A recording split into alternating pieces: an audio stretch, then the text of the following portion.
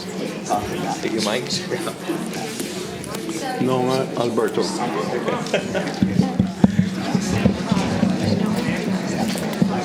that was all things. He said it was we can only do so attention.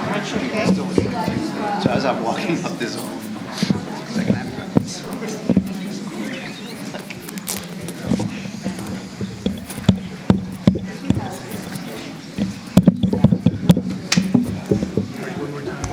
I'm Edward Nersessian, director of the Helix Center.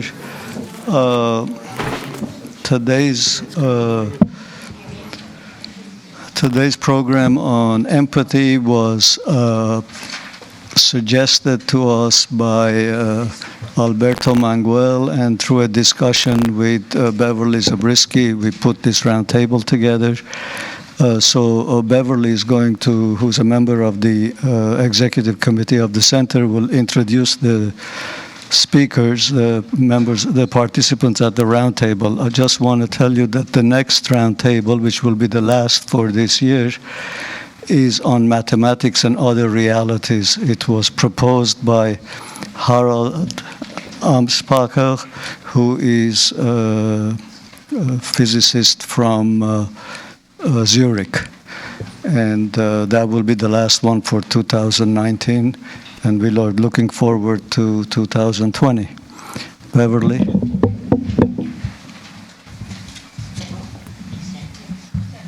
Welcome to everyone here in this room and to the audience who's watching on the live stream, and also those who will be watching on YouTube. So I think we have a wonderful program prepared for you, and obviously you're going to be a superb audience.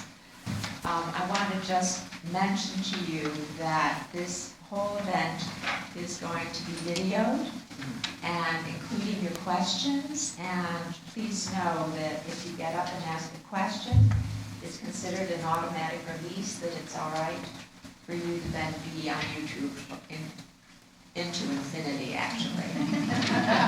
So, again, welcome, and part of the Helix Center emerged full-blown out of the imagination of Ed Nersessian, and we're very proud that we're able to continue this ability to bring together the sort of C.P. Snow idea of trying to get the humanities and the sciences together. And this is our sort of World Series team on the humanities side. So I'm terribly grateful to all of you for coming, and I just want to say a few words about each of you, but just in general, I tried to add up the number of prizes and the number of volumes published by this group, and it became too long to even begin to mention. It's an astonishingly distinguished group. So I'm going to start with Siri here. I first met Siri when we did an interview together at the Rubin Museum when there was Jung's Red Book exhibit. And in that, she spoke as an author, but also a person who has tremendous knowledge of neuropsychoanalysis. And she spoke of her own experience, also her own mind-body experience.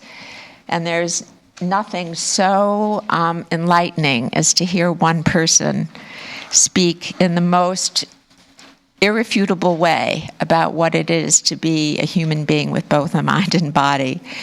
And her list of awards is enormous. And what book of yours would you most like us to know about? I'm going to ask each of you that question. Oh my God, in this group? Maybe it's a book, the big title is A Woman Looking at Men, Looking at Women, but inside that book there's a 200-page essay on the mind-body problem called The Delusions of Certainty. I highly recommend it.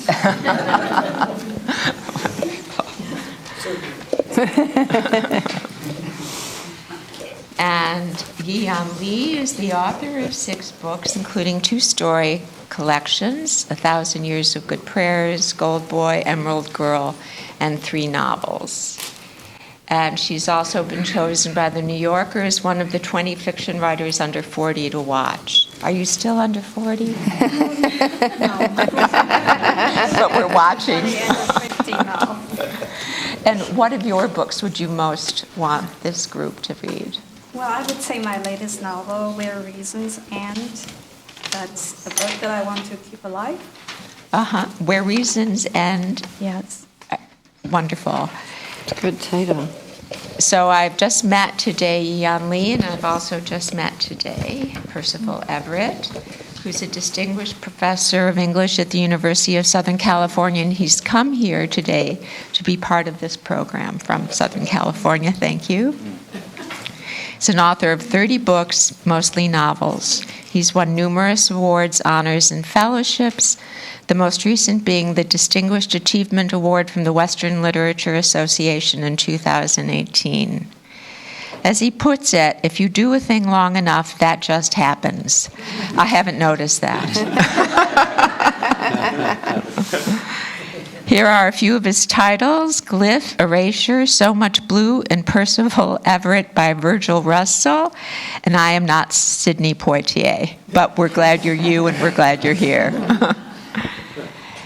And Joe is a friend. Oh, yeah. Whoa, so sorry. First of all, what would you recommend? The next one. What's the title? Telephone. On the telephone? Yes. Oh, excellent. Thank you. Joe is a dear friend. He's a professor of comparative literature at Bard, and he's the author of Romantic Europe and The Ghost of Italy. And he received the Scaglione Prize for Italian Studies. He's written several books on poetry and cinema and the aesthetics of the Italian art film. And he also wrote a book about our shared ancestry, the two Italies, an Italian family in Italy and an Italian family here. And he also wrote, what is probably, I think, an archetypal version of what it's like to use an author to develop empathy for oneself, when he wrote a book, What Dante Taught Me About Grief, Healing, and the Mysteries of Love. So, welcome. I'll recommend that one. And then Alberto. This began with Alberto. We wanted Alberto to come back ever since he did the program on the library a few years ago, and he has won.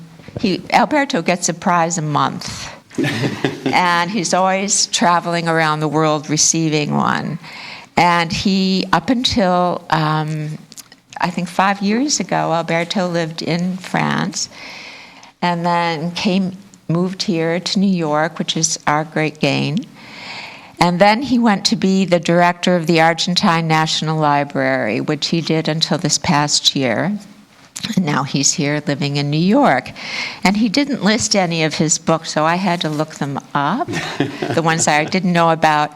The last one was called Monsters, Dracula, Alice, Superman, and Other Literary Friends. Fabulous Monsters. So I'll read them again.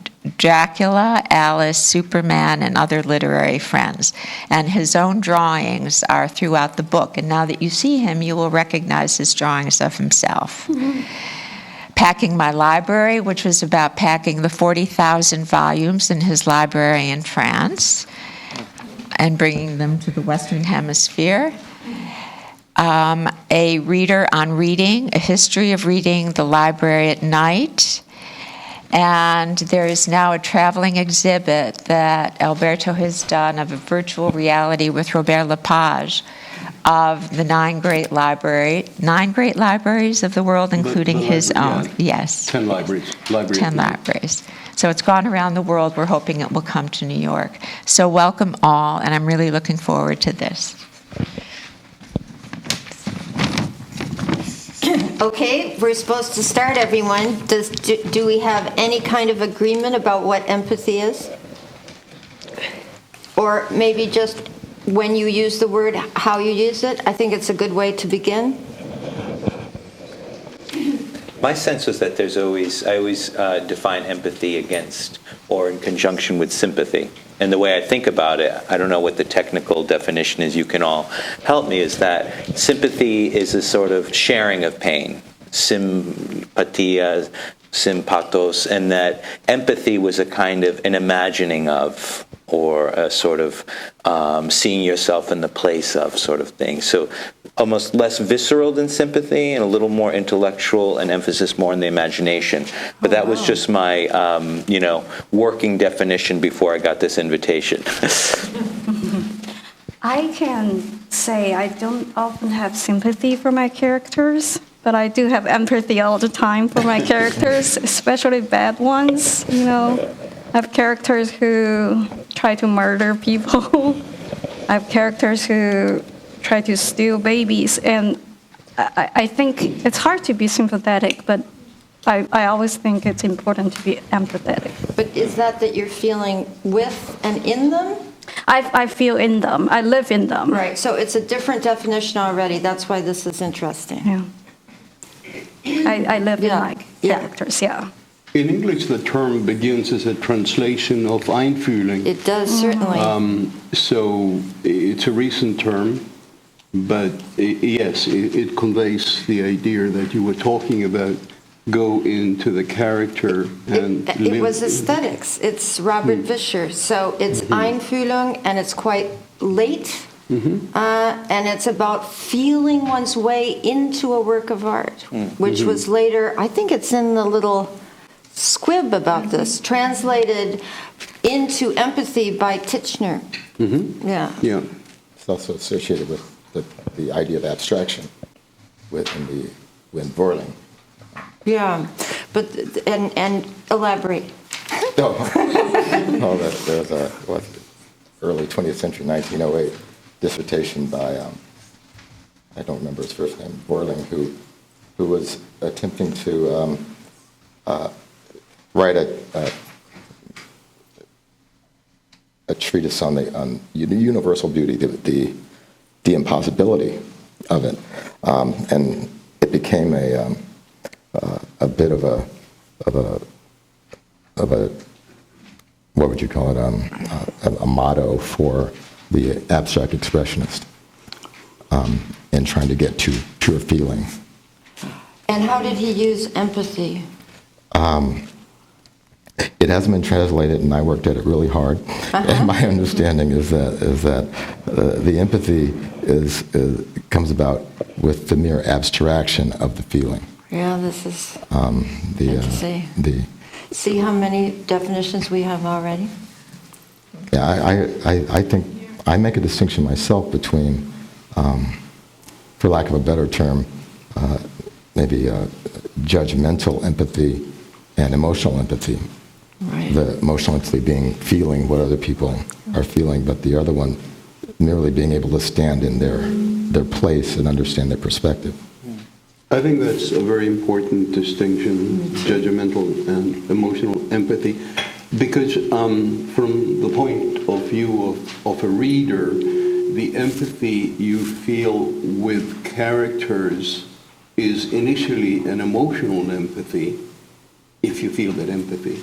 And then it becomes judgmental. You love the character. Well, Percival has a novel that's very powerful called The Water Cure, where a father tortures the man who killed or tortured his daughter.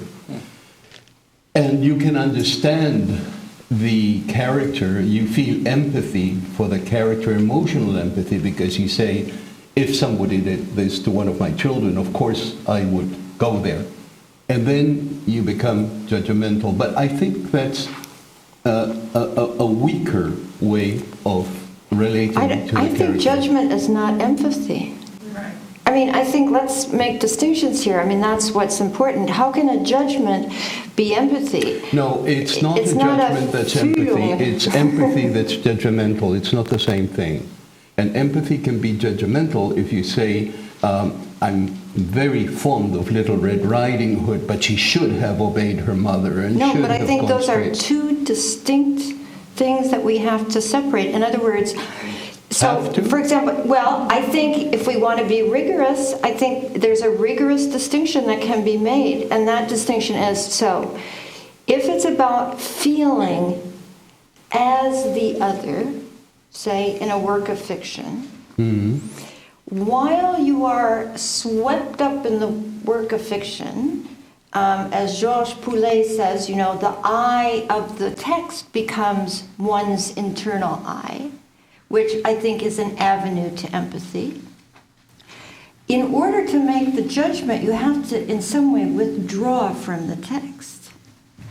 I don't think so. I think that when you, for want of a better word, identify with the character, you do it emotionally, and almost immediately or simultaneously, you are judging yourself as that character. So I wouldn't separate them in such neat distinctions, at least for me. I don't know if... Yeah, what do other people I wonder feel? if there's a difference between readers and writers. And I don't think a writer ever judges. A reader can come in with that judgment. But You feel that certain writers should judge. but like, if you're from a writer's point of view, if you judge, doesn't it mean you right away you lose this empathy for your Well, characters? it's not necessarily a evaluative judgment. Yeah. Okay. It's an understanding of perspective. Right. And that is a judgment, but it's not giving preference to any thinking about that action or that situation. I mean, the thing about empathy that I find troubling as moving through the world is I wonder if the subjects for whom I'm to feel empathy as a good person have a certain responsibility. And do I have empathy for? I don't want to. You know who I'm thinking about, but I will say. Yeah, well, that's a good question. But yeah. I will say John Dillinger. Right. Do I have empathy for a murderer, a mass murderer? Right. Well, if I can feel what he's feeling, then I'm afraid. And even if I can put myself into his shoes and imagine what he's doing, then I should be afraid. So is there a possibility for empathy in that place? Well, take an easier example like Crime and Punishment. Crime and Punishment is a great example of entering inside Raskolnikov Yes. and a horrifying act. I have empathy for Raskolnikov, which is rather frightening. But at the same time, do you think that you would act like that? No. So you're judging. No, I'm saying I think that again I do think actually that those experiences may, as you say, come right one after another, or even on top of each other, or even be a kind of mixed experience. But I don't think that we can call that feeling in, if we want to do Einfühlung. Einfühlung is entering in. There's a beautiful work by Edith Stein called On Empathy, where she talks about empathy as a foreign experience. But while you're there, you take the place of the subject in real empathy. And then you have to come back to judge I'll it. use the example of Joe's book, which moved me very much, in The Dark Forest. In a dark wood. In a dark wood. That takes as his model the Divine Comedy.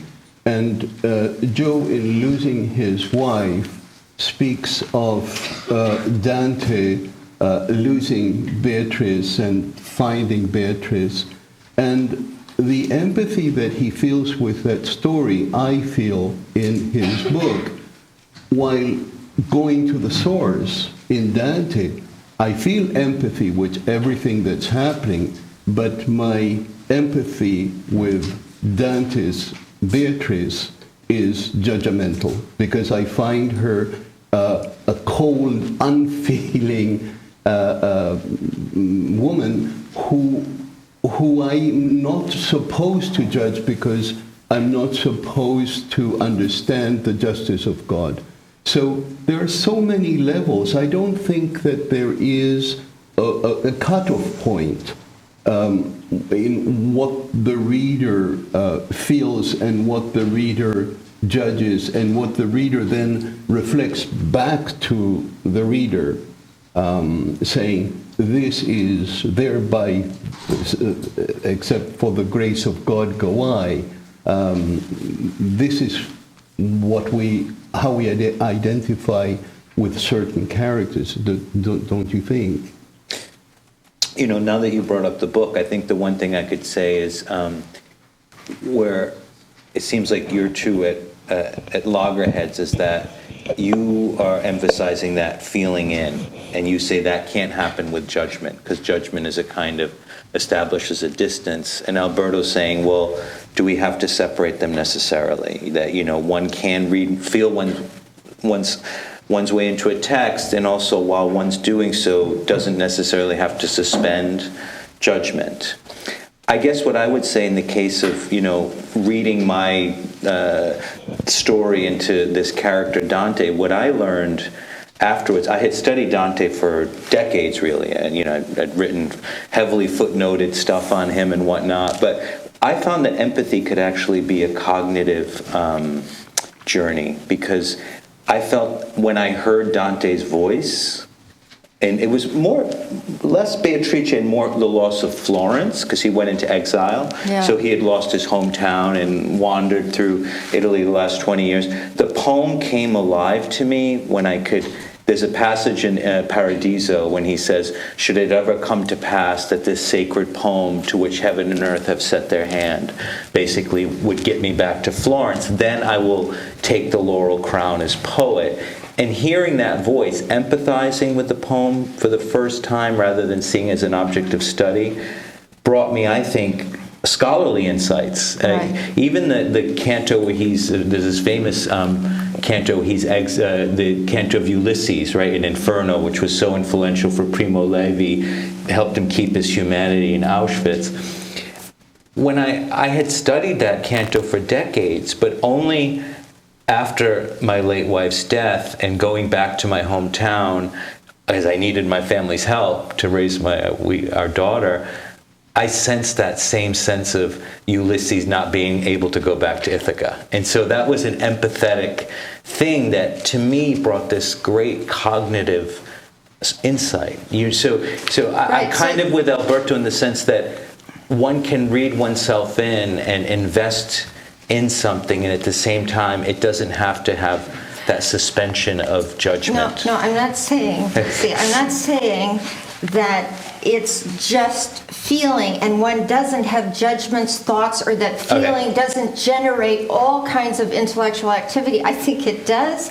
And I think then, you know, I'm sorry to bring the science into it, but Sure. For example, if you look at what you think of as possibly forms of pre-personal empathy in a phenomenon such as mirror neurons that almost everybody has heard of. I think it was found in macaque monkeys in the early 90s, where a monkey grasping a banana, the same neurons are firing as the monkey who's watching, right? So it's action perception. This also appears to be present in human beings.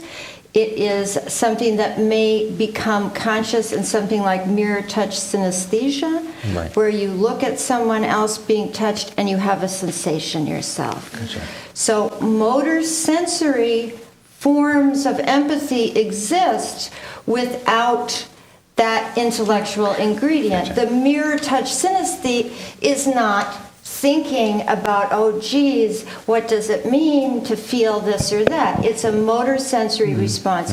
So that's what I'm trying to make certain distinctions like that. Now that motor sensory response was considered very important in the 19th century when Einfühlung was being discussed. Lips, for example, all these different German theorists, they were interested in the motor sensory responses, usually to visual art, right? Now, Siri, what you say is important in terms of the relationship that readers or writers have with literature. The physical learning or the mirror learning in society of empathy in the sense of feeling other people's suffering and needs and opinions. Do you think that literature is a better gateway to learning these things than the actual being in society? It's a good question. Yes. But one thing about even when you mention the monkeys, there's a shared experience that's necessary for that empathy. The one monkey has to know about food. Yep. And so if you're asking me to feel empathy for someone during their homicidal act, I have no experience with that. And so I don't think it's possible for me to have anything other than a cognitive sort of empathy toward that person. I can see why you might have wanted to kill this person, but it's a bad thing. As a novelist, when I have a character who does a horrific thing, and the character that you mentioned who tortures the man whom he believes, he only believes. Yeah, that's worse. Yeah, he believes, he's not sure. Is the murderer of his daughter. Certainly, as soon as I imagined him doing something wrong. Oh. It's not that I imagined him doing something that I would or would not do. No. He's doing a bad thing. Yeah. And that's never divorced from my thinking about him or his action. That doesn't mean that I don't have feelings for what he's doing. And you have to be him when you're writing it. Well, don't remind me. You said that you, as a writer, you don't have that relationship to your characters. Because a person said, you felt he was doing something wrong. And I think maybe from my experience, one of my biggest fears growing up was, had I been born in Cultural Revolution, would I become one of the teenagers who would beat the teacher to death? And I always thought, well, I could. There's no reason to say, no, absolutely not. So I wrote this character who kicked the pregnant mother, deformed the baby. I think, at least in the writing part of it, I felt I could be that person. When you said frightening, it was one of the most frightening experiences. Empathy can be frightening. Yes, yes, Yeah. I was going to ask, I think it might be an important distinction to draw as to whether any important human emotions don't always partake of judgment of some sort. Like I think we're trying to draw out this idea that within the feeling it already falls within a context that involves judgment at some level. Maybe not moral judgment, like, oh, you should go to jail, but some sort of value judgment of some sort. Oh, certainly. But do you think that what restrains us from acting out our feeling of empathy for a character that is doing things that are judged horrible, do you think that's in the feeling of empathy itself, or, as you were suggesting, it comes later as something separate, as judgment? When I look at Raskolnikov, am I seeing someone who acts in a way that I think is justifiable? Yeah, I think maybe going to child development will help a little bit, right? So that there's a certain moment, and it's various depending on the researchers, when the idea of empathy is possible. But very early on in human life, infants will imitate the faces of adults. There are certain infant researchers who believe that empathy arrives much earlier, or that children get a sense of, relationality to the other, the mother usually much earlier. So the question then, again, is obviously an infant is not making any judgments. Does that mean that very young children or infants are incapable of empathy? I don't think so. And in fact, 1-year-olds now, this is, in some of the research, seem to have very empathetic responses, but they may not be saying, oh, this is a good thing that I'm patting mom because she's crying. But is there not a difference between those physical learnings and the ones that come through the relationship to fiction and art in general? Well, yeah. I think if you think about this as a literature professor, I think about this all the time, and I'm kind of two minds on it. On the one hand, it strikes me as if you ask the question, it suggests a priori that literature has kind of lost its place as a cultural value in itself, because you're asking, can we instrumentalize it a bit? Is it going to make us better? What's your brain on Jane Austen? Is that going to make you a better person? But again, I realize we live in the real world and we have to answer those questions. For the ancient Greeks, it was this idea of catharsis. So if you did see something, you did see a murderous display on stage, somehow it was supposed to cleanse you of those similar things. So it did have that kind of social valence. Today, I think, in terms of does literature breed empathy, the way I look at it is like, I think of Aristotle's definition. He says, history tells us what happened. It gives us something concrete, something real, but it's contingent. And epic poetry, we can extrapolate from that literature, gives us these universals. It's like you said in your talk at Bard, errori non falsi, right? Errors, they're not true. It's Dante.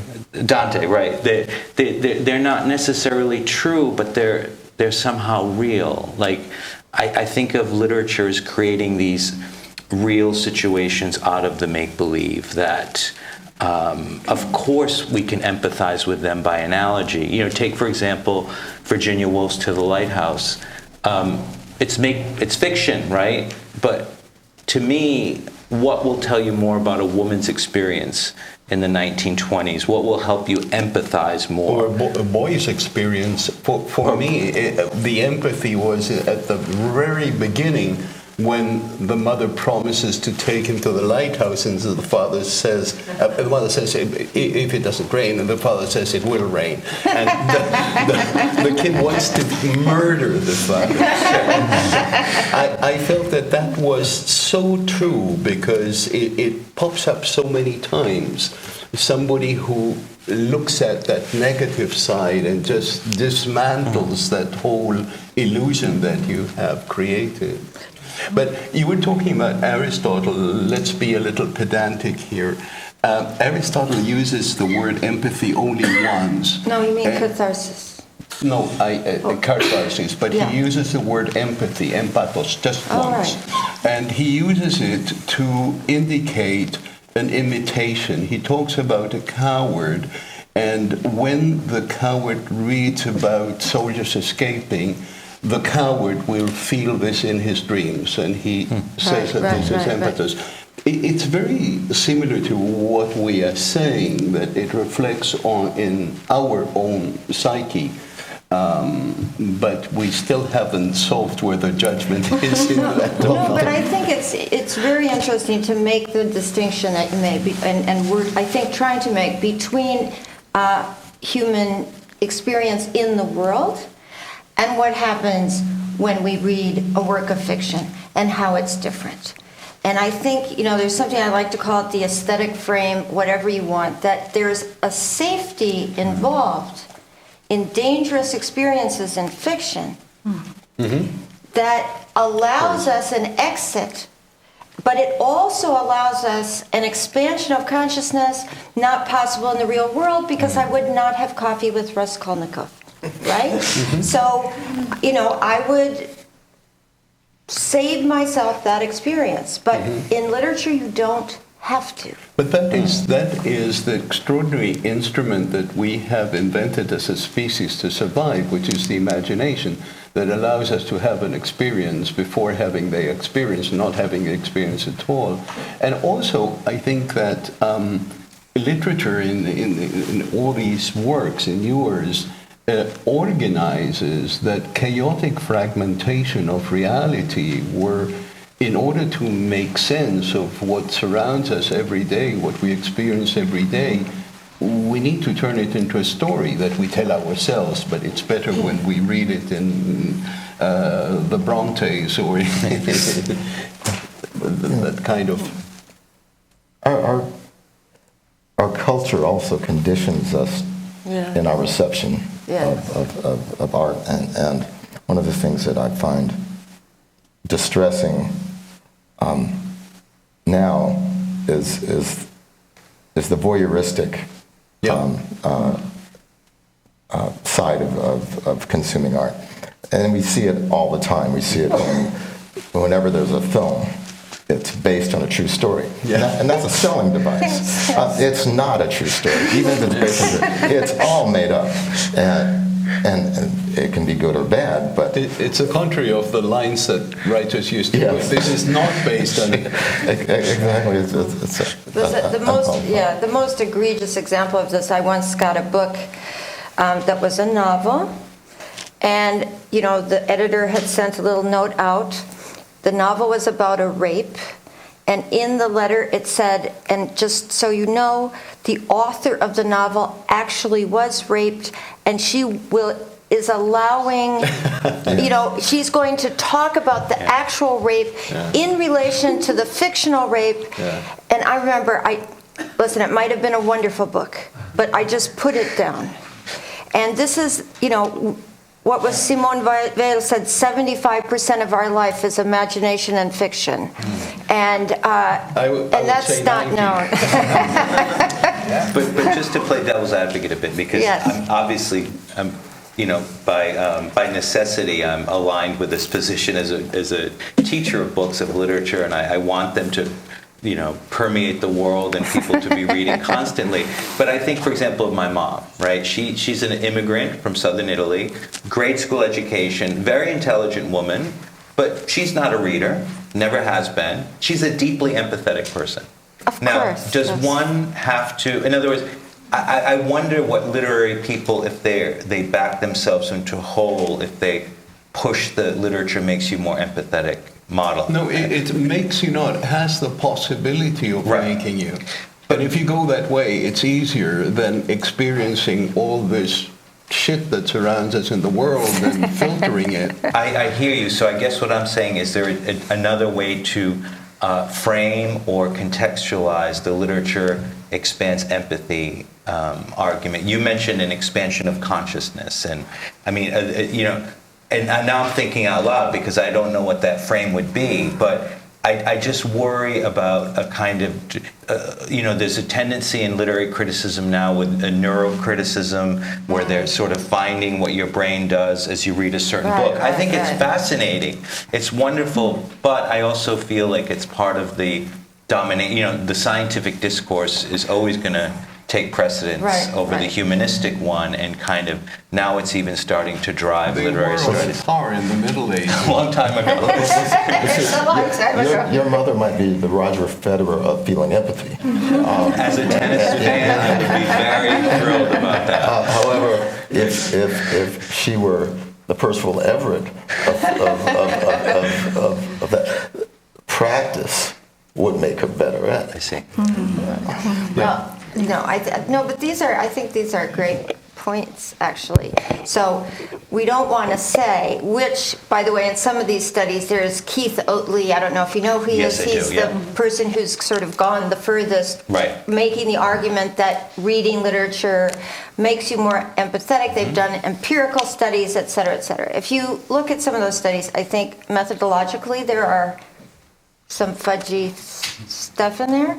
And is empathy, if we're talking about feeling in or feeling as, always the best thing? Or it certainly isn't enough for reading literature, we right? shouldn't be dogmatic about this. we, as readers, have a certain experience which is individual. It's not collective, Not and at it's all. not the same from one reader to the other. So I trust my experience with literature, and I know that throughout my childhood, where I didn't have a relationship with any other human beings except one nanny until I was 8, I knew the world. I knew adventures and death and love and betrayal, and I knew all these things from stories.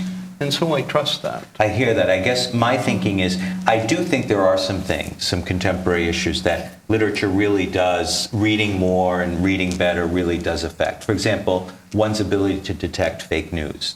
I really think that the more, seriously, the more because literature is fundamentally an act of processing verbal information, imagining out from that, and sort of it hones critical thinking along with creative imaginative thinking. So I do think that one can essentially index that the more one reads, the more one is exposed to literature, the less likely one is to be susceptible to fake news. So, that I would go on a limb on scientifically. I'm wondering, how to sort of contextualize the rubric of empathy within something that is, more aligned with what reading is and what writing is, which is processing stories and narratives and, working with language. That's my question. Maybe it's just that literature gives us the words to say what we experience.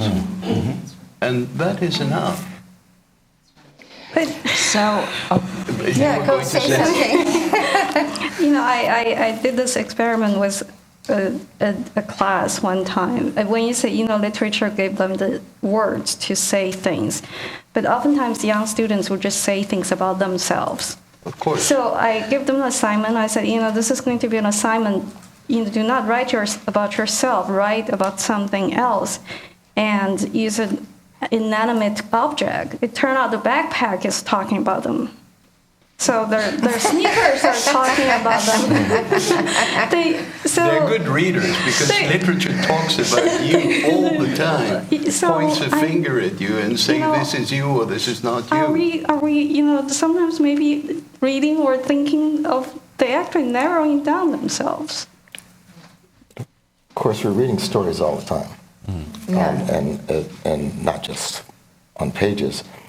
We look out our window and we see two people we don't know having a discussion, and we read their body language, we read their facial expressions, and when they look at the unlocked side door in your house, then you start reading the situation differently. That's so right. it's a constant thing that we do. What we don't have in that situation is access to the interior worlds of those people, and that's what literature does. Yeah, absolutely I agree. right. That's right. Because we're creating narratives, out of that situation all the time. You see someone go into a store, and she comes out with a bag. We haven't seen anything inside the store, but we link the events and create a narrative out of it. I want to reframe this just a bit, because actually, sort of psychodynamically, empathy is quite neutral. It can be used in a positive sense or a negative sense. And the best example of that was a German film, The Lives of Others, where a Stasi agent is incredible as a torturer because he can feel right into someone. And certainly people who are analysts and therapists know how careful one has to be by even just echoing something one has said to you, because it could go straight in like an arrow, not a bomb. And then at the end of the film, he's developed positive empathy for the people that he was originally torturing and then comes to their rescue. But it's very neutral and can be a very dangerous weapon, and I don't want to politicize things, but before Alberto, when Alberto first mentioned this theme, right after that, Obama put out his list of what he was reading this year, and he said the point was to develop empathy through reading for others that we don't know. But we know that people in power can use empathy in a very negative and destructive way. So I don't want to sentimentalize the word. No, but wouldn't it be actually, if you're torturing someone, then if you were having empathy, you would be also feeling the torture. No, you see, that's what, but you feel your thrill about the other person's being tortured. And that would You usually feel fall that. into psychopathic kinds of reading. Right, but Yeah. empathy can be used extremely well by con men. I mean, that's the point. I just don't want it to get But sentimental. actually, if you, looking at the research on this, torturers, people, they would not fall into the empathetic category because they couldn't be feeling, they can be reading the other very well. But if you're actually experiencing, say, in the Edith Stein thing, that you're experiencing some form of pain along with your victim, that's what you're arguing. No, I'm saying that you can get turned on by it. That aggression is a very large turn on, and sadism is. I just want to keep it real here. That's right. Yeah. So sadism is when you have an erotic response to the other's pain. And the erotic response you're reading then as empathy. No, I'm sorry, I just want to get it straight. So. Yeah, it's. Beverly, the mic. I'm just suggesting that we have to keep in mind the purpose and the motivation for empathy. And if one knows how to feel into somebody else's pain, one can use that as a weapon. Right. And that there is a kind of, you could call it erotic or not, but there is a turn on. There's a whole turn on that happens. And I think that's what we're seeing in our society now. I just listened to a program on NPR today of an ICE agent and what they were going through as they were turning people away at the border. So we just have to be very aware of what we use our capacity to feel into other people's experience. No, I'm sorry. Oh, go ahead. No. No, you please. No, what about people who don't experience empathy? Yeah, that's what I'm. The reason I'm asking is, I'm raising a child who's on Asperger, on autism spectrum. He's very articulating. He said, I feel sympathetic about a lot of things, but I just don't feel empathy. Mm-hmm. And I just wonder, what about people who don't feel empathy? And do they train themselves by reading, or do they learn? I think the research on this, on psychopathy and then autism, which is very different, but the research on psychopathy is all over the place. They know that guilt and empathy seem to go together, that having no empathy also means having no guilt. And the reasons are everything from neural networks to, being raised in a certain way to, it's just endless. Nobody knows. But empathy can be used as a tool. I'm referring to what Beverly said about torture. During the military dictatorship in Argentina, France sent their torture specialists from the War of Algiers to Argentina to train the military in torture. And the documents were published. And so one of the things was that the torturer has to feel, and they use the word empathy, for the victim in order to know what will hurt the victim most. Because sometimes it's not a physical pain. And so I won't give you examples because they're horrible. But it wasn't a question of empathy in order to feel that person's pain. It was empathy in order to know that person's pain and know where to direct the needle. So what is the difference between knowing and feeling? Yeah, I mean, in a way, That's a very good question. it is. but could part of it be, back to the start of our conversation, when one is sympathetic towards someone, one shares. That word has the word sharing built into it. Empathy doesn't. I agree. I think you're right. I mean, empathy is a neutral. it happens and it can be used for good or ill. But sympathy seems different. Maybe sympathy is that sharing of pain that sort of would harness the potentially negative applications of empathy. But it also has a certain connotation, sympathy, of arrogance or superciliousness.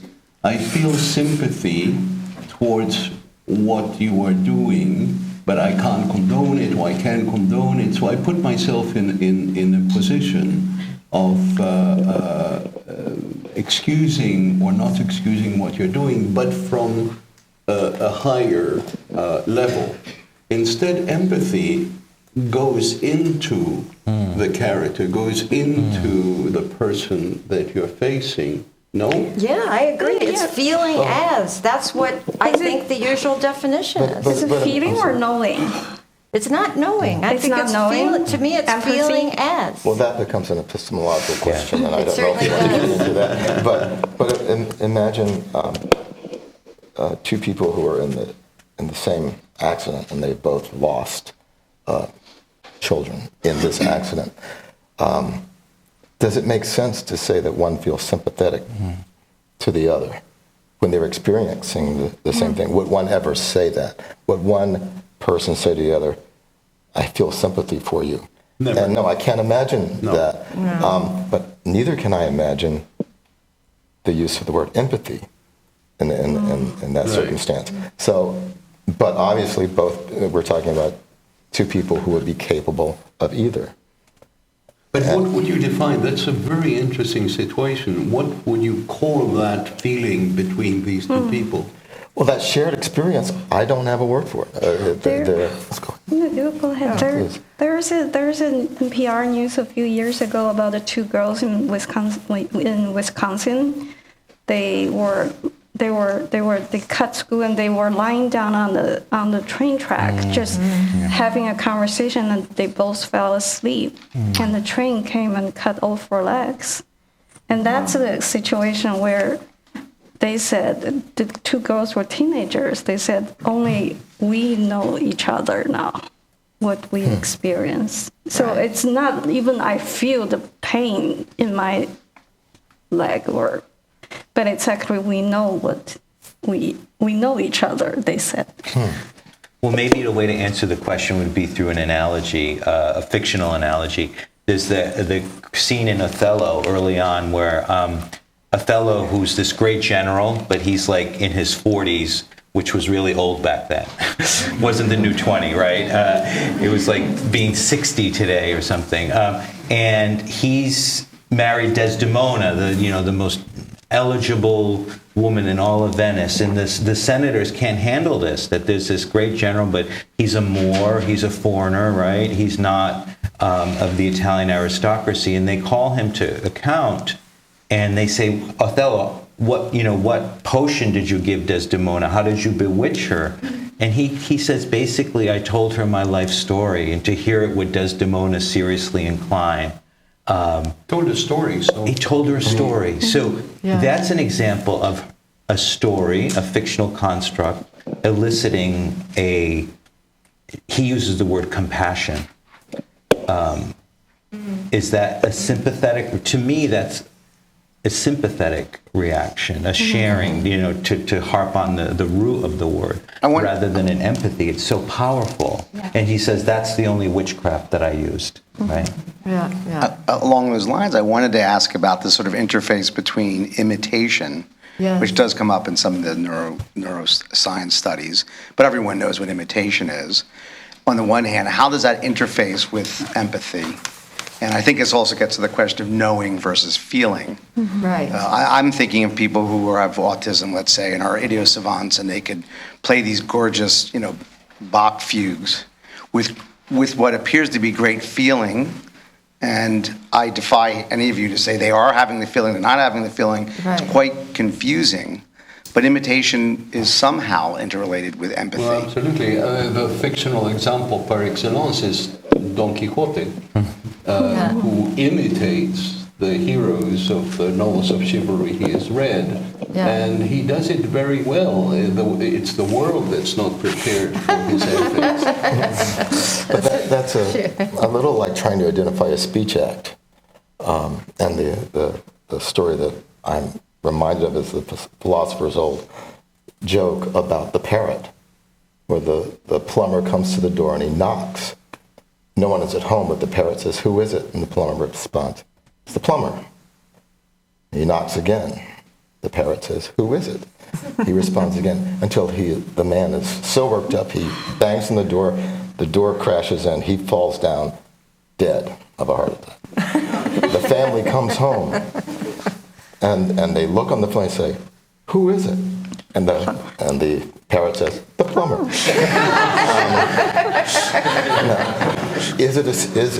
Is he making sense?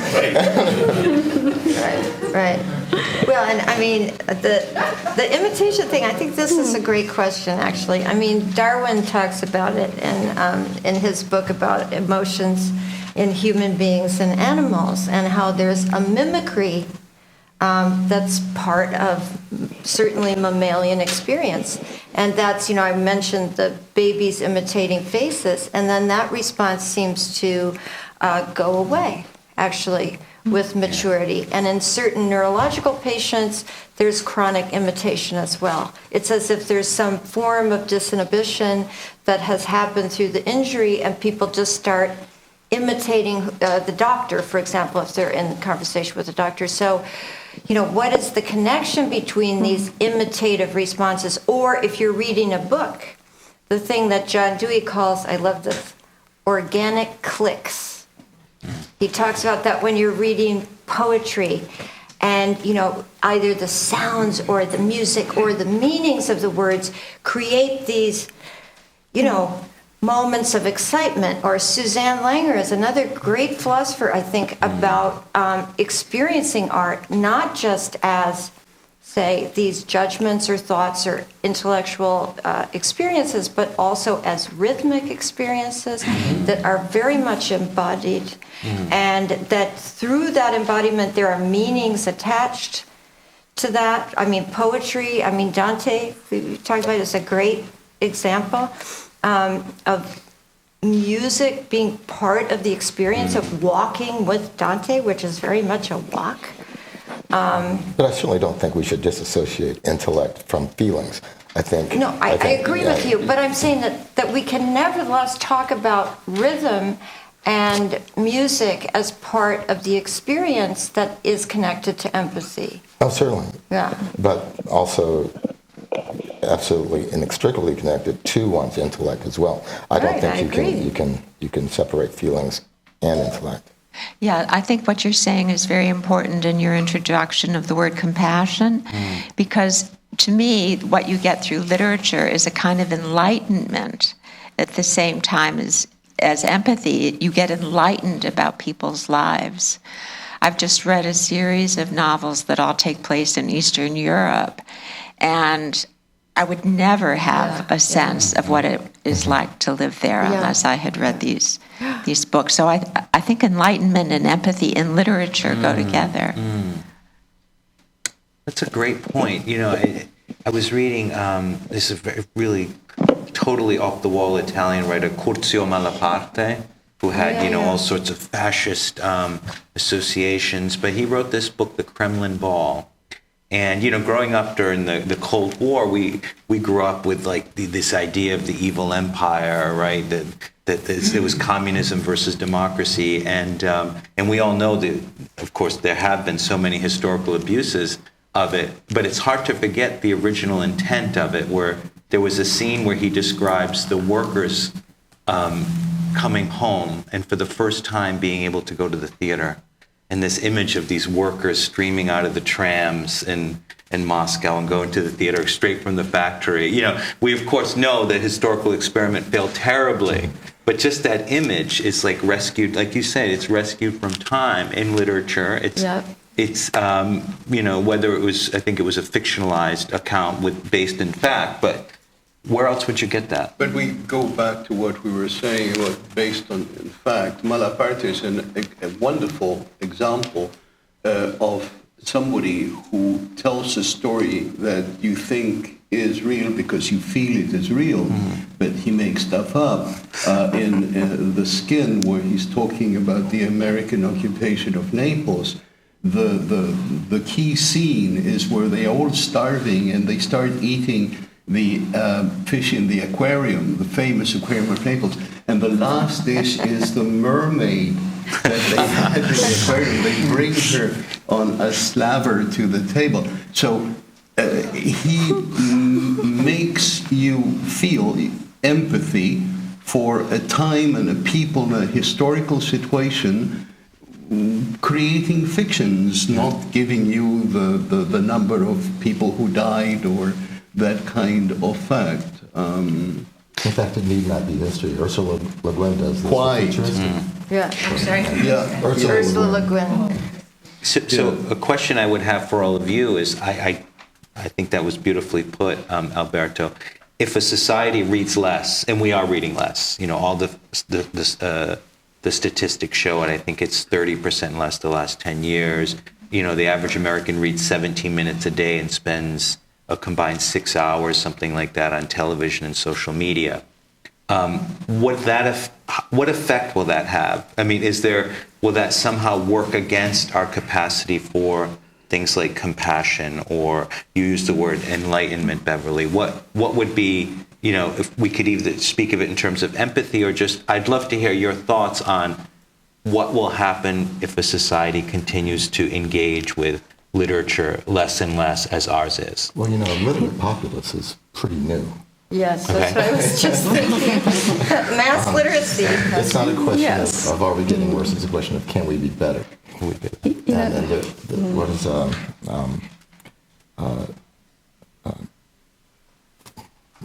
Leaves of Grass? Whitman. And by Blue Ontario Shore, and I'm paraphrasing Whitman, which is okay because it's Whitman. He writes, if you want a better society, produce better people. And I think that's our opportunity. Not that we can be nostalgic for better people, just that we know we're capable. But we have, every generation has a fake nostalgia for something that never happened. Yeah. We think, before we read, everybody had books. But when we really think of what happened, in my class in high school, we were two to collect books. And the others were busy with soccer and all sorts of other things. We weren't a community of readers. There's a tiny percentage of readers. Every society since the invention of writing. And as you say, we hope that maybe those readers can contribute to make better people. But from the evidence now, it's not happening. I think also every generation has fake panic. Yes. I read, there's this letter, E.B. White in 1930s, he saw the first television set, and he really panicked. He said, this machine is going to destroy culture. And I think we're doing fine. But also think about the alarm about the book. Yes. The technology of the book was a terrifying technology. The train, and you see, it's, these moral panics about the novel in the 18th century. That, one-handed reading, everyone, that was the terror. That young women were going to go into their boudoirs, literate girls, and get off on these romance stories. And that's why slaves were forbidden to learn to read. Absolutely, absolutely. That was a terrifying prospect. That freedom thing. Yeah. But, no. I wanted to ask about this idea that maybe some good writers, not maybe perhaps all, are particularly strong in having empathy. And then what's the relationship between that and sort of just general creativity? Because it seems there are some writers who write imagine worlds that they've never experienced and are so wonderful in portraying it. And so, is there a relationship? I don't think that there's a relationship between good literature and great empathy. Some of the best writers in the world were horrible people who would kick children in the street. No, I was wondering whether some writers may benefit from being so empathic. I know not all. I think the difference is in the readers. Yeah, the difference is in the readers. Yeah. I'm a different reader from day to day. Mm-hmm. So I can never, when I'm looking to finish a novel, I can have this idea that I'm going to address these feelings on, but I'm a moving target. But when I think of everyone who's going to read it, it's going to mean something different to all, my 5 or 6 readers. And it's not my job to set them up for anything. Whether I'm empathetic or not, it's my job to create a world. Now, am I empathetic? I hope. But you raise an interesting point, because today there are many readers who say one can only imagine a world, one should only write about a world that one has lived. Yes, I know. Well, see, that's that whole lazy, based on a true story thing. Then you wouldn't read the Bible. Right. You wouldn't read much, actually. I mean, I feel like in many ways I lead a sort of narrow life, in my house, walking up the stairs and writing and then eating dinner. I mean, I wouldn't, yes, it's about, I think it does expand our experience, as Beverly was saying. We carry these, you become fat with books after a while, right? And it's interesting that apparently those little studies I mentioned, the Oatley studies, that nonfiction does not have the same effect as fiction. Right, that's right. And this is a sort of interesting thing. And also, guys, there was a gender difference. Now, I don't mean us here at this table. Of course not. What I mean is that in the general populace, men avoid fiction. They had lower fantasy levels, and there was like a whole, and it was not. I read a book with one hand. Like this. So In any audience, you have a majority of women whenever you're in a literary event. in literature and in obviously. science, it's reversed, right? So I do the 2 kinds of talks. Right. One for a literary audience, one's for like neurologists, neuroscience people, and then it's reversed. It's about 80% men. Now, we live in a culture that has divided these two. I mean, speaking of the Helix Center, and I think it's certainly a problem for boys if they grow up thinking that reading novels or poems are a form for sissies, and that's a losing proposition for the culture. I thought of a question, but it's perhaps too personal. You said that your son is autistic. Does he read? He does. And how does he read? He reads. I find his reading interesting because he was in middle school a couple years ago and he was reading Anna Karenina. Wow. And I was amazed he chose the book himself, and I specifically asked him about how he felt about each of the characters. For instance, he really liked Steva. I said, well, you're not a judgmental person, right? Steva was having all these affairs. He said, well, yes. And he liked everybody because, not in his words, everybody is having so much trouble in life in that book. Yeah. And I think he does express he doesn't really have the ability to feel empathy, but he sees these things. Would you say that he doesn't have that ability, or he doesn't know how to put it into words? I think that's the expressive language is part of it, yes. Because he sounds empathetic. And, to me, too. I like Steva, and I think he's smart enough to realize that he really can't employ the word. but it's interesting when you said boys are, more pushed more into the science and STEM, and I have noticed like I teach at Princeton, and the students who come in, often the boys are from STEM. They take writing class, they take literature class, with the idea that they cannot really make a living by reading or writing. They still have to go back to be their engineers. Yeah. That's the reality they face. Yeah.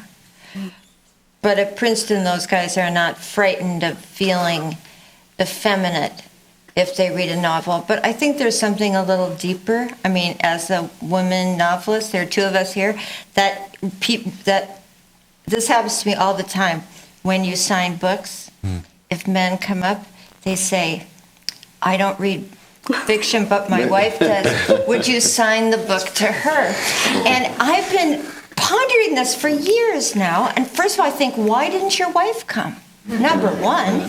Number two, I wonder, and then I realized that, again, when you read, you have to submit yourself to the text, to the authority of the text. That's part of the joy, for me anyway. It's a form of opening yourself to this other voice, an internal narrator that takes over your own. Yours is gone, and that voice is there.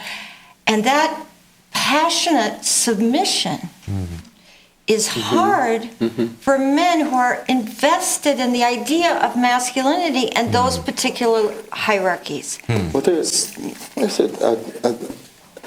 part of experiencing art is venue and also circumstance. I don't give a lot of readings, but early on I was reading in Maryland, and a man came up to me, and he was obviously interested in the fact that I had written a book. And his question, he was trying to process, he was a contractor, I learned from talking to him, and he was trying to process this. He wasn't familiar with novels, and his question was, did you type all of this yourself? and I immediately saw that this was necessary for him to understand the art on some level. I said, well, yes, sir, I did. And that was good for him. He could accept that. Right. So it's not only what's in a novel; it's what surrounds a novel. And I think that's really maybe that's.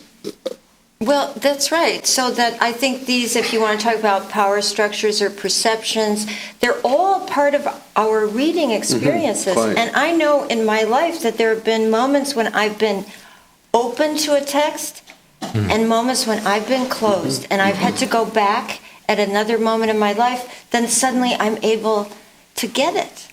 I've changed. The text is the same. But it's true that certain people, and not just men, certain women, are not able to submit to the text, to just give themselves up. There was an anecdote. Atwood was signing books. A man came up to her and said, will you sign this for my wife? And she said, what about you, big boy? That's it. I could use it. I'll give her credit.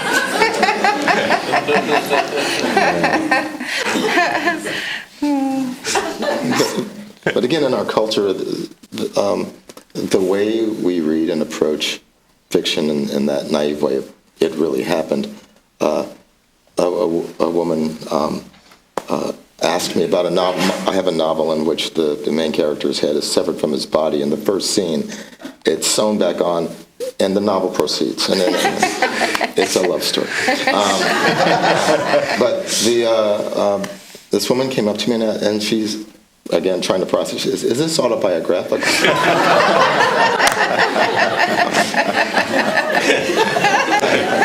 That's like, zip up here. Well, I know that there are many in the room who would love to ask some questions if you're open to this. Absolutely. And we know we all have fabulous stories to tell, but ask that we limit ourselves to real questions and not declarations or narratives.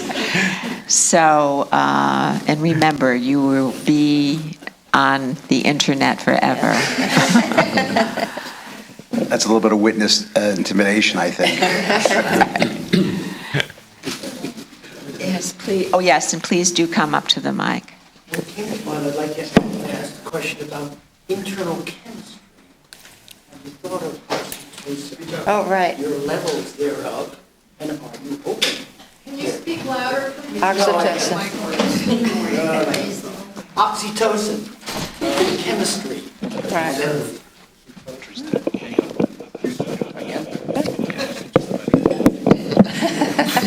The chemistry of empathy. Where are you? Where am I? Do we have it? And can we exhibit it? Are there other oxytocin people? Or? I don't even know how to spell it. Yeah, right. So, yeah, so it's a hormone that's been associated with trust. And the thing is, it's also been associated with Schadenfreude and other emotions. So the early ideas about oxytocin as the trust drug, it's there in pregnancy, lactation, and birth.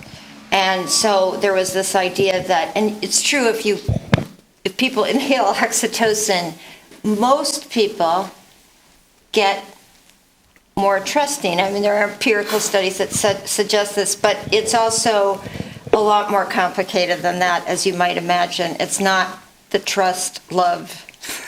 My God, they put it in our water. Yes, heaven forbid. But also, for example, there's something that interests me a lot, that borderline patients, it's a personality disorder, psychiatric disorder.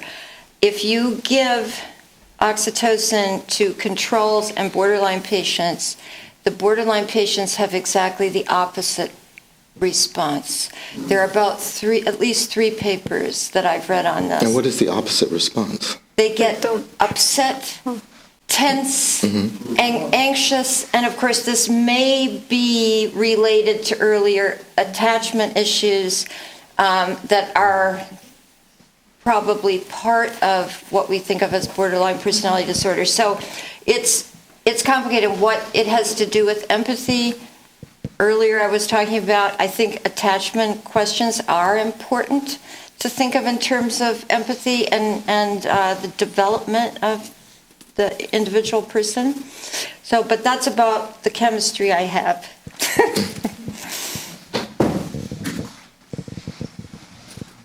You have to come up here. Hi. Stand waiting. I have a question about, so based on the discussion, my understanding is sympathy is sharing the feeling, while empathy is feeling into feeling as someone.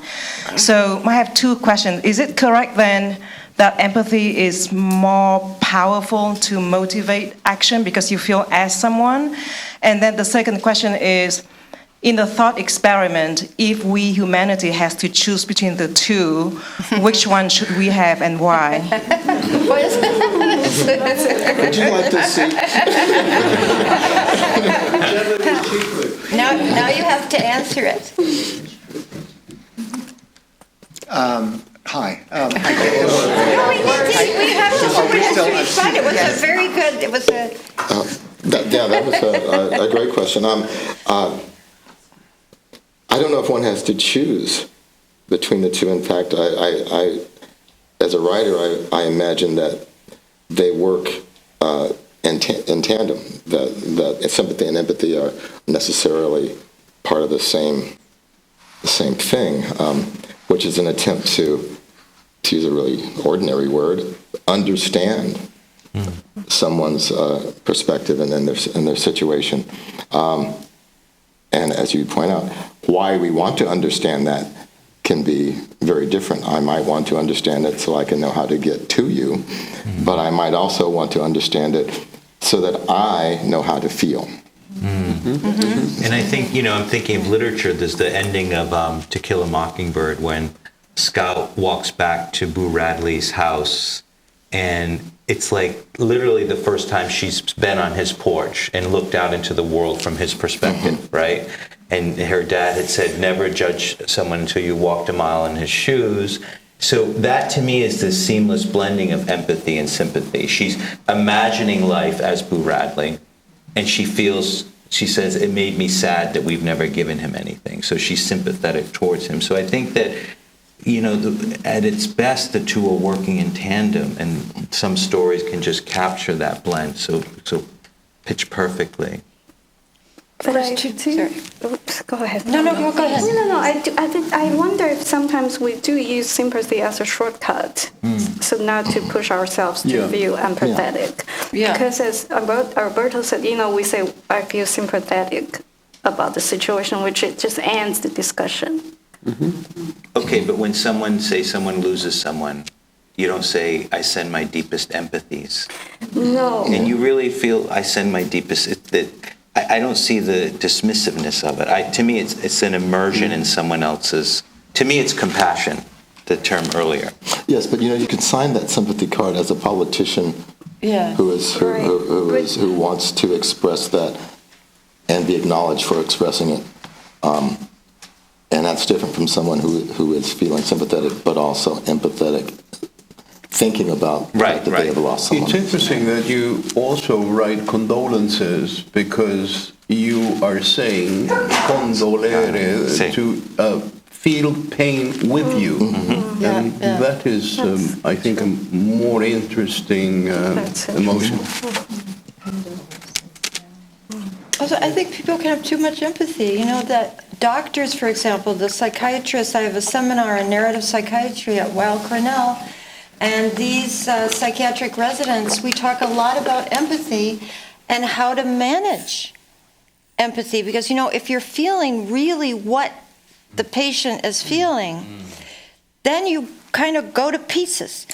And in order to not go to pieces, you have to have certain defenses that will help you manage the relation.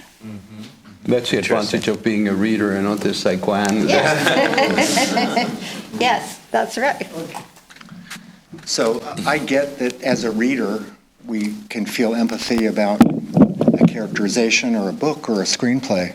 I'm wondering, as writers, are you conscious of creating empathy, or are you just creating something creative? And do you give it any thought in your work? Well, I'm of average intelligence, but I know that I can't. I don't believe that. But I cannot create empathy. I can tell a story. Whether someone has an empathetic response to that story, I can't control. In fact, that's the only reason I write, is because I cannot control what a story does when I release it. And it's instructive to me. And some of the response to the work allows me to understand my own empathetic feelings about the work. So so not only is any novel a work in progress always, I say that so am I the writer in relation to that work. But as a writer, and as a good writer, you know consciously or unconsciously that this detail that you will add will do something, you call it empathy or whatever, but it will create a different response in the reader. That is to say, when Dante has himself as a pilgrim trip on a stone, or when Pinocchio realizes that his father has sold his shirt to buy his coat to buy him a school book, that detail does more than advance the plot. But so you're talking about my empathy toward the reader creating empathy in the reader. That is to say, by putting that detail in, if you are a good writer, you know that the reader at this point will shed a tear. I think that's more function of what you were saying. That's my ability to feel empathy toward the reader and to get at the reader. Yeah. And not necessarily my empathy or sympathetic feelings toward my characters. Oh, yes. Yeah, so yes. it's at that, Yes. and that's more Technical. mechanical, and I run from it like crazy, because that's just- yes, but because in that way, as writers, we are manipulating a story, but also, as I said before, every reader is different, and to address my understanding of my empathetic feelings toward one reader is to maybe miss everyone else. So, yes, on a very, very rudimentary level, that has to be present, but you have to know how to balance it. Oscar Wilde said that you have to have a heart of stone not to laugh at the death of little Nell. Well, yes. Well, it's writing is full of contradictions. You have to write what's inside you, but you have to keep it at arm's length so that it doesn't become you. And that's difficult. And that happens. Well, sometimes it happens. But, if the stars are kind. Yeah. Yes, is a social justice warrior who believes that human beings live by heuristic rule of thumbs, and we live by stories, and we don't make rational decisions, we make emotional decisions. As the human race is heading off the cliff, and you people as writers want to change the direction of humanity, tell them new stories, these tools of empathy and so forth, what are your thoughts in terms of how do you reach people who have kind of set in their ways about what they believe the world is? Can you use these tools to actually change people's minds? You know, as I heard your thing, I remember earlier, Percival, you said you had 5 or 6 readers. There's a famous Italian writer, Alessandro Manzoni, who said, "I miei 25 lettori," my 25 readers. So he had 400% more than you. Yeah. But anyway, Manzoni wrote this essay once where someone criticized writers of doing something. They said only writers of genius should use this device. And Manzoni said, is someone really going to stop themselves and say, am I or am I not a genius? And that question sort of reminds me of that a little bit in that, you know, I don't know if a writer can really ask him or herself how I'm going to shape the world. You know, they're trying so hard just to get the story right. They're trying to kind of tell it in a convincing way, to try and use language in a certain way. That layer of instrumentality, in my experience, my small experience, has never really entered into the equation. What about turning it around? Because I don't think writers can know whether, you know, every once in a while someone will come up and say something about this really made a big impression on me or whatever. But if we turn around and think about the books that have changed us, right, that have reoriented in some important way our vision of the world. So that, certainly it's happened to me. I think it's probably happened to everyone. If you had to choose one, which would it be? Oh, God. You know, well, it's funny because you mentioned Little Nell. There are 2 that I read when I was 13. David Copperfield and Wuthering Heights that scared the life out of me because, you know, it was completely amoral. So just to that amoral point, because you mentioned you're a social justice warrior, and I think that's beautifully put. I guess what I would say is I think of Sartre at the end of his life, where he had dedicated his life to social justice warrioring, and he was all about engaged literature. But he ended his life obsessed with Flaubert, and he would repeat passages of Madame Bovary. And he wrote this biography, The Idiot of His Family, where, making fun really of Baudelaire's, it's not Baudelaire, Flaubert's lack of social engagement. But to me, that's the space that literature also has a social thrust. It's not necessarily in engaging socio-political issues, but in changing the lives of readers in this dimension that is both in and of, not of this world. In other words, that if we instrumentalize, if we peg literature too much to socio-political themes, we lose that space of the Bovarys, of the Wuthering Heights, that are, that they can change people in a different way. There are two novels that come to mind. Richard Powers decided to write about climate change by writing fiction and the overstory. Yeah. And here's a 700-page novel on the destruction of the forests. And I cannot tell you how many people I know who have read that. And Amitav Ghosh does the same thing. He writes about climate change through his novels, whether it was The Glass Palace or now The Gun Warrior, I think was his last one. So I think there is a way in which you get into people who will pay attention if you put persons into the tale that they wouldn't necessarily read nonfiction on it. So I'm sorry. Oh, that's okay. I was also going to say that there is an important distinction between instruction and just exhibiting Pedagogy. complexity, exhibiting Yeah. ambiguity, which is obviously important in fiction. Thank you. Thank you for a very evocative discussion. This is a follow-up question about obsession. Yesterday, many of us spent several hours watching television. Yeah. It's also a follow-up on television. Now, a young woman sat there, young by my standards, and aroused many different emotions.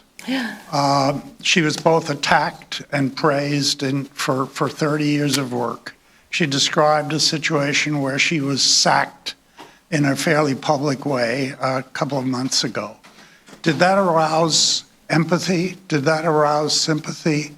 What did that arouse? And what are we going to do about it? Depends on who you are.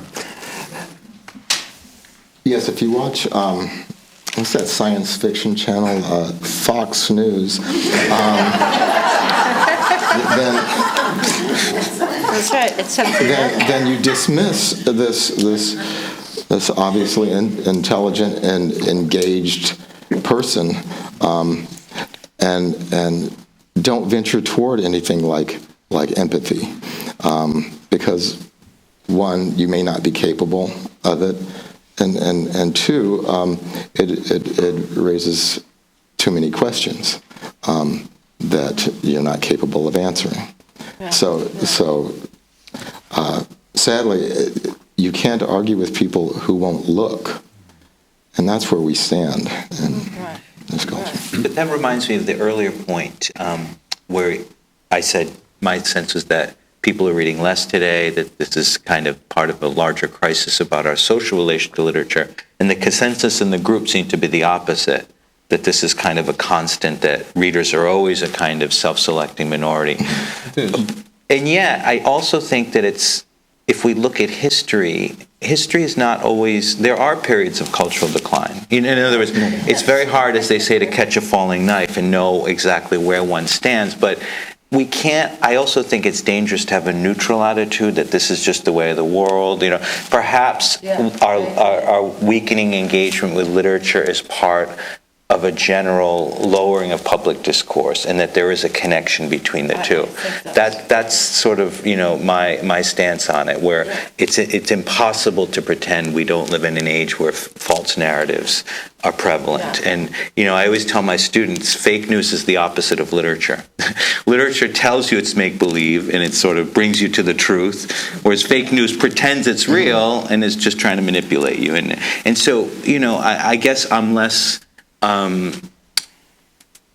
likely to kind of see this as just business as usual. I do think there is a connection between. But I think there is a side that's business as usual, because readers have always been in minority, and choosing between the circus and reading of poetry, most of the Romans went to the circus. But what is constant and has to remain constant as well is the fight for culture, for those better people that Whitman wanted. And the fact that the decline is constant or steady doesn't mean that we should give up. In Atwood's The Testaments, the character of Aunt Lydia is exactly the danger with which we are faced. The woman who has been fighting for her rights, for women's rights, for what she feels is just, and at a certain point feels that the social pressure is so great that she just gives in and becomes part of the enemy. That's the danger. Yes, sir. I just want to bring the other side is literature can be propaganda too. Yeah. That's where I came from, is, literature doesn't always do good things. Literature... But is it literature at that point? In other words... Well... So, for example, like think of great... Yeah, go ahead. I think, they're called literature, right? These are books. You read these books actually to... Actually, I think these books probably have done more harm than good to communist countries, right? But are we so arrogant to say they're not literature? Yeah, because some were good. I mean, we were, in my adolescence in Argentina, we were flooded with these bad translations of Russian novels, and some were very good. Thus was Iron Forged, and the Flowing of the Dawn, and so on. Yeah. Flowing of the Dawn. Yeah. So Cement? Did you ever read Cement? No. No, I don't recommend it. It sounds like a John Dos Passos novel. But if you're reading, you are thinking, whether you're consuming propaganda or not. And thinking is always better than not thinking. That's a Belgian proverb. Is it?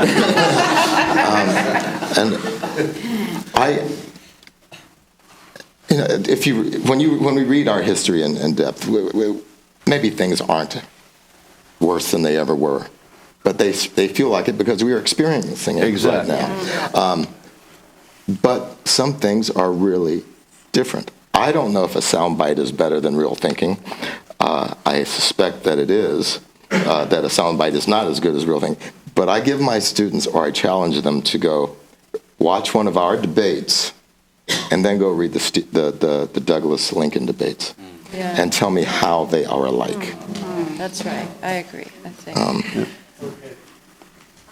I was just going to bring up something of this point because I'm in the art world, and there was a time when, after the abstract expressionists, the pop art came out, and then there was the philosophy that art and life are one, and it began to undermine, a certain zeitgeist came out, and also the thought of the continual present rather than the arrested time in the past. And so today I see so many people, there's so many stories of fake news, autobiographies, confessions, that they feel literature is all around them. So I just wondered how some of you felt with this onrush. I know in the art world we suffer also from something of that. Art has been categorized into political and feminist and all kinds of categories that really come from the media and the news world rather than the assimilation in time of interior experience. And so I'm just curious to know how you feel about this continual storytelling of the media and everywhere in terms of the fiction world, which I think does have some problems. Maybe in the countries that are less advanced with media, you're getting some interesting stories. I mean, there are things coming out sometimes from Afghanistan or other places where it's still a bardic tradition. No, I think this is a very good point, and we were really talking about it earlier about, fictions, and this is here too, this is not just propaganda of various kinds, but fictions that reassure the reader with conventions that they already know, right? Movies are like this all the time. You watch a movie, so what is that giving to the viewer or to the reader? It's giving what's already known. Mm-hmm. So it's a kind of repetition, which then I think is not terribly helpful. That's hardly new. It's not at all new.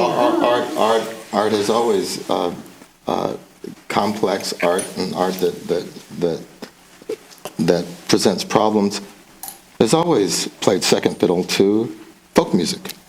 Absolutely. And the thing becomes but it brings people to art. I don't really like television shows, but it would be great if on a television show we had a hero who wasn't a superhero, but a thinking hero.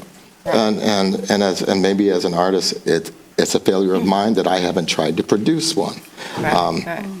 But it's always the case that we will be fighting against the easier things to consume. And I consume them too. And I think maybe just as individual, we just have to push back a little. I just have to use this example because I wrote a novel where a mother had a conversation with a son who committed suicide and died. So they talked, across the border between death and life. And my publisher said, "Can we publish as a memoir?" Because it's more attractive, in a way. It is more. I said, well, nothing. I mean, it came from my life, and nothing in this book happened in real life. I could not talk to a dead son, but that's like what's the easiest way to? So first of all, when mass literacy came about, I mean, you're absolutely right. What was really hot? Translations of anti-clerical French pornography into English. They sold like hotcakes, right? So nuns having sex, and it was that was really big, hot stuff, And when you look at the numbers, what Middlemarch, for example, sold, it's not that many. It was a big success. So you're absolutely right that there's a minority of what we like to think of as serious readers. But I think that minority is essential. I guess I hold on to the idea of literature as a category. It's the books that a culture values over time, separate from all the noise that's swirling around. If you think of a book like Brave New World by Aldous Huxley, right, where everyone's happy, it's a dystopia. They're doing drugs, having sex, and there's something banned. Books are banned, right? That's the world leaders don't want people reading books. They don't want them. They see it as a threat, and I really think that this as melancholy making. That it leads to complex emotions. It leads to complex thought, and I think there is a connection in a really profound way, between great literature and a sense of freedom. Yeah, this will be our last question. I wonder if we could go back to the beginning. I do have a question, but I want to make a suggestion about the question. The question is going to be whether the panelists would agree or disagree, and if disagree, why, with the following distinction, which is that empathy may have more to do with imagination than sympathy does. And I would think of empathy as primarily the ability to imagine the feelings of another, which is less viscerally involving than sympathy, and therefore more constructive in some situations. And if we do think of it that way, might it explain some of these issues that we're struggling with, such as the wish for, or the way people are drawn to emotional engagement in sound bites and tweets and so on, with a diminution of the ability to imagine something different and other. Also, might it contribute to the differences between men and women in terms of responses to fiction, where many times men who are very comfortable with not being stereotypically male are nevertheless less interested in fiction, and might that have something to do with differences in comfort with imagining?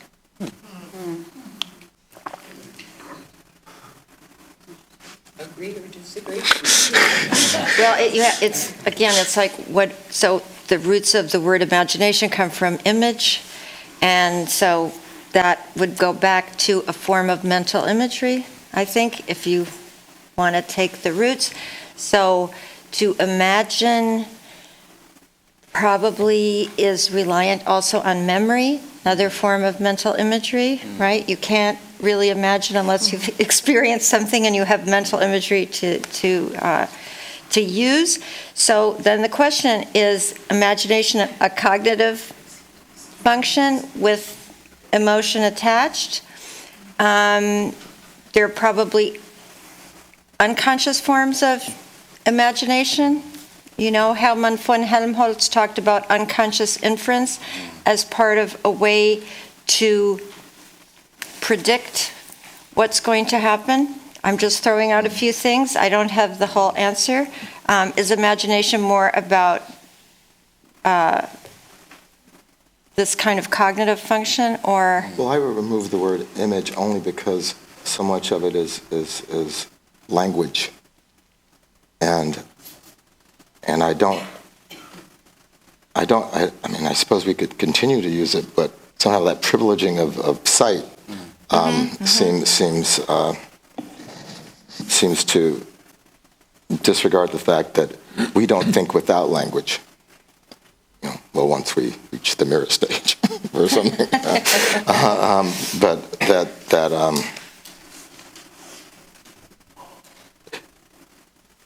you know,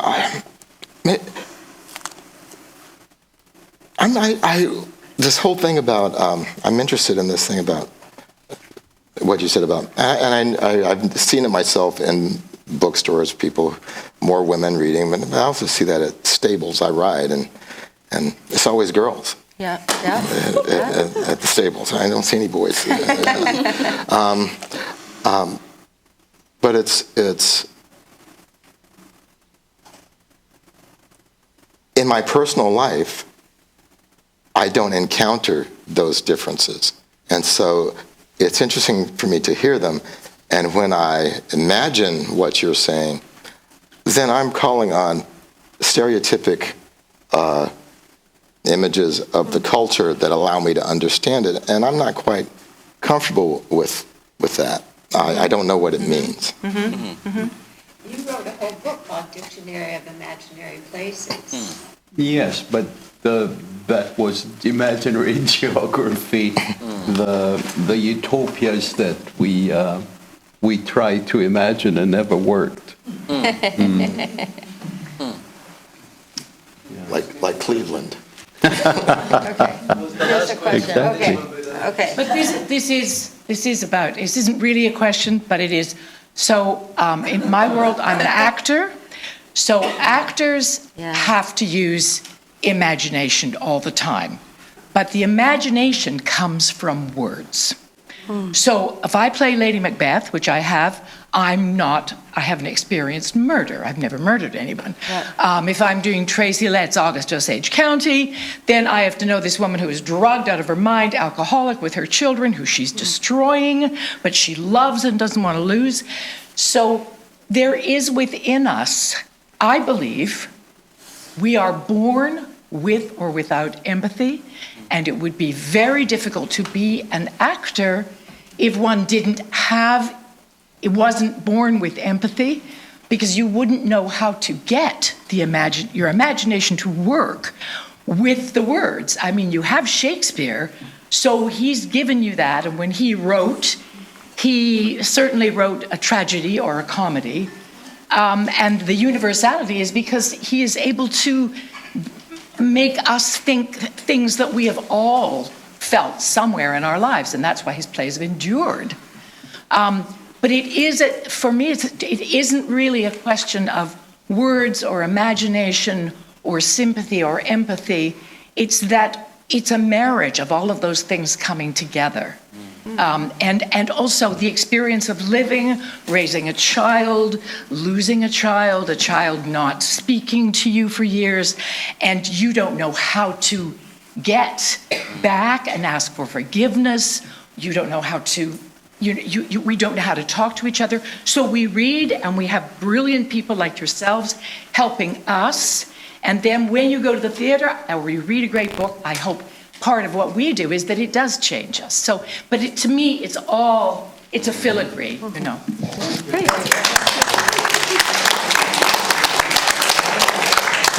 So thank you so much. You were all so compelling. You had us stay here willingly and happily and gladly and gratefully for the whole afternoon. So thank you for really a brilliant conversation.